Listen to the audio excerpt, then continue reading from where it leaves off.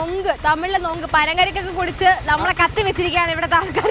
തമിഴിലെ നൊങ്ക് അല്ലേ? തമിഴിലെ നൊങ്ക്. നമ്മുടെ മലയാളം ഭാഷ പറഞ്ഞ പനങ്കരിക്ക് ഒക്കെ കുടിച്ച് നമ്മളെ കത്തി വെച്ചിരിക്കാൻ കുഴപ്പമില്ല. എന്നാലും നമുക്ക് ന്യൂസിലേക്ക് പോവാം. കുറച്ച് ഫ്രഷായി. നമ്മൾ നേരത്തെ കഴിഞ്ഞ എപ്പിസോഡിൽ പറഞ്ഞായിരുന്നു നമ്മുടെ അസിന് ഇപ്പം ഫിലിംസുകളൊന്നും കിട്ടുന്നില്ല എന്ന്. അപ്പോൾ അതിനിടയിൽ ചെറിയൊരു ഇന്റർവ്യൂ നമ്മുടെ അസിൻ്റെ ഇടയിൽ ഉണ്ടായിരുന്നു.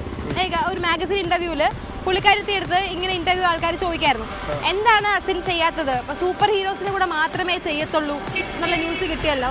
അതുകൊണ്ടാണ്, ബിക്കോസ് കിട്ടുന്നതൊക്കെ ഒരു സാധാരണ മീഡിയം ഓഫ് ഫിലിംസ് കിട്ടിയാലും പുള്ളിക്കാരത്തി ചെയ്യില്ല.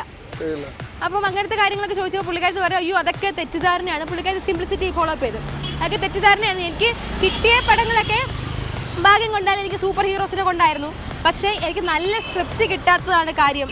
നല്ല നല്ല സ്ക്രിപ്റ്റുകൾ കിട്ടിയാൽ ഏത് ഫിലിമാണെങ്കിലും ചെയ്യും എന്ന് പറയാം.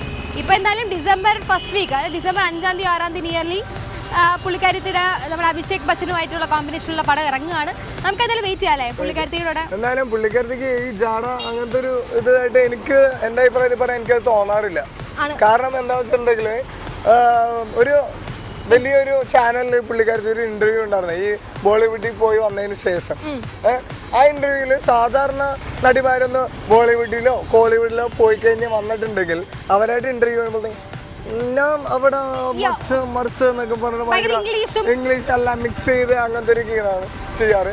സാധാരണ അസിനാണ് അവിടെ ചെയ്തത് അവിടെ പക്ക കൊച്ചി സ്ലാങ്ങിലാണ് ആ ഇന്റർവ്യൂ ചെയ്തത്, ഒട്ടും ജാടയില്ലാതെ. പറഞ്ഞിട്ടുണ്ടെങ്കിൽ അത് കണ്ടിട്ട് എനിക്ക് വന്നൊരു രോമാഞ്ചം വന്നു. എന്താ വെച്ചാൽ ഞാൻ വരെ ബോളിവുഡിൽ പോയി കഴിഞ്ഞാൽ ഞാൻ തന്നെ കുറച്ചെങ്കിലും ജാടയെടുക്കും. പക്ഷെ അസിൻ ആ ഇന്റർവ്യൂവിൽ എനിക്കൊട്ട് ജാടായിട്ട് തോന്നിയിട്ടില്ല. ഇനി മറ്റുള്ളവരുടെ കാര്യം അറിയില്ല എങ്ങനെയാണെന്നുള്ളത്. എന്റെ ഭാഗത്ത് വെച്ച് ഞാൻ ഇങ്ങനെയുള്ള സംസാരിക്കും. എന്തായാലും ബെസ്റ്റ് എപ്പോഴും ജാടയിരിക്കാനും ഞങ്ങൾക്ക് താല്പര്യം. അതുകൊണ്ട് നീ ബോളിവുഡിൽ പോകണില്ല, നിന്നെ പോകാൻ വിടത്തില്ല. എന്തായാലും നമുക്ക് ഈ ജാട വർത്തമാനങ്ങളൊക്കെ വെറും ഫേക്ക് ആണെന്ന് ഇപ്പൊ തന്നെ മനസ്സിലായില്ലല്ലോ. എന്തായാലും ഈ സമയത്ത് നമുക്ക് നമ്മുടെ പാവ ബസ്സിന് നല്ലൊരു സോങ് ഡെഡിക്കേറ്റ് ചെയ്താലോ? നല്ലൊരു സോങ് ഉണ്ട്. Do check out and come. നമ്മുടെ താരസുന്ദരികളൊക്കെ കറക്കി വീഴ്ത്തുന്ന വിദ്യ നമ്മുടെ ചിമ്പുവിന്റെ കയ്യിലുണ്ടെന്ന് തോന്നുന്നു. എന്താ വെച്ചിട്ടുണ്ടെങ്കിൽ അറിയാമെന്നുണ്ടെങ്കിൽ ആദ്യം നമ്മുടെ മൈൻസിനായിട്ട് വൻ പ്രണയത്തിലായിരുന്നു.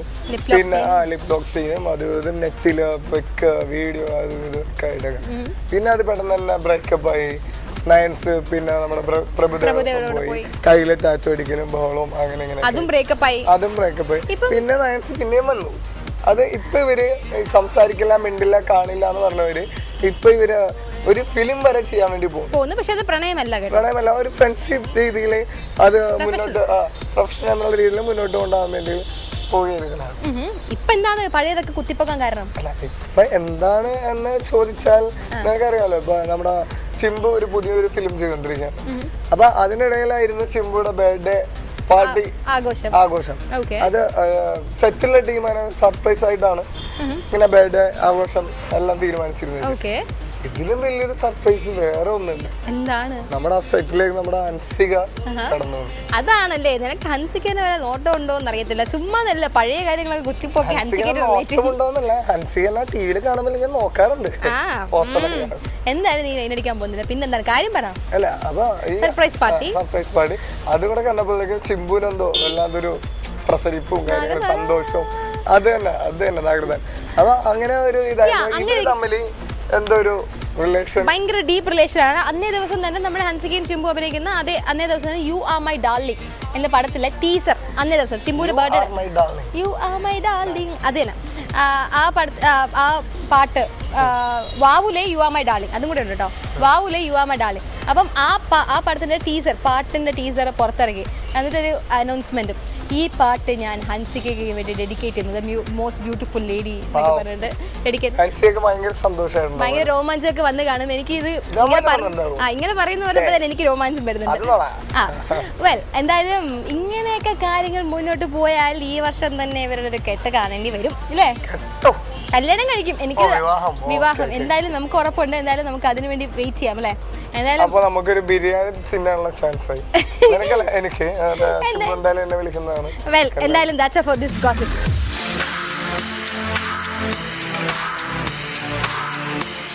ഞാൻ ഇവിടെ തീറ്റ തുടങ്ങി.